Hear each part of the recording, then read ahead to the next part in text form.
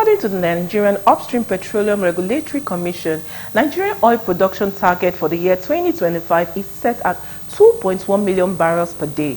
To this end, the Minister of State Petroleum, Heniken Lopobiri, during his visit to the bomb pipeline in Bayelsa State, called for drastic action against economic saboteurs for Nigeria to achieve the target.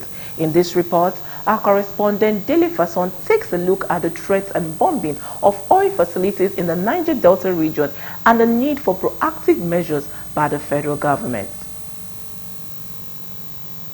The recent bombing of oil facilities in Rivers State during the suspension of the embattled governor Siminalayi Fubara and the Bayelsa bombing, coupled with the renewed threats by militant groups for the recall of the suspended governor, have put security operatives on red alert because the economy suffers the damages. The Delta chairman of the Police Community Relations Committee, who was on a pipeline sensitization campaign in the creeks, a security expert and rights activist, condemned the act of pipeline vandalism. And part of our campaign is to see how we can bring the community closer to the police and the other security agencies, sister agencies. And part of this campaign is also to see that how we protect our heritage, how we protect things that make up our society. And we strongly stand against those that are seeing a vandalization of pipeline as a means of livelihood. We strongly say no to it. We encourage our youth to stay far away. Let us see how we can protect things that will make our society grow, development, bring about peace to our. Fortunate that people still indulge in bombing pipelines in our climate. I expected that by now, because of the devastation that comes with bombing of pipelines, people would have, disassociate themselves from such kind of character, but it's still very much there. The danger in that is that, of course, one, the pollution that comes with and the economic life that it affects. There are several dangers that come with bombing of pipelines.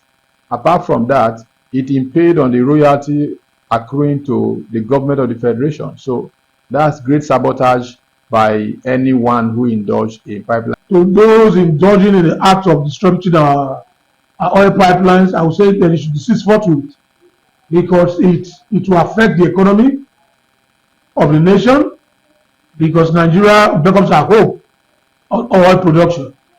And whenever these pipelines are being destroyed, it takes government extra money. It takes also from our economic coffers more financial strength to put them back in. The security experts call on the federal government to be proactive in bringing perpetrators to book. So I believe that government should be more courageous. Government should have the gut to deal with crime and criminality. Anybody caught should face the law. There are criteria of law that deals with, those who commit such heinous crime against the state. But before political considerations, government just keep, lip service at some point. They say one thing and they do another thing. So a lot more has to be done by the government. So community leaders and also CSOs must all rally around the government to ensure the pipelines are not being disrupted. And I must give kudos to the Tompolo-led Statistical Security Services.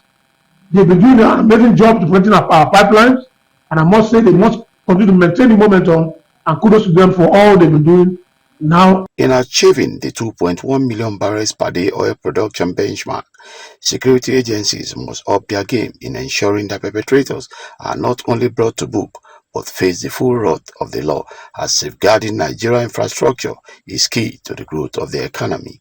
From Delta State, Dele Fason reporting for Galactic TV News.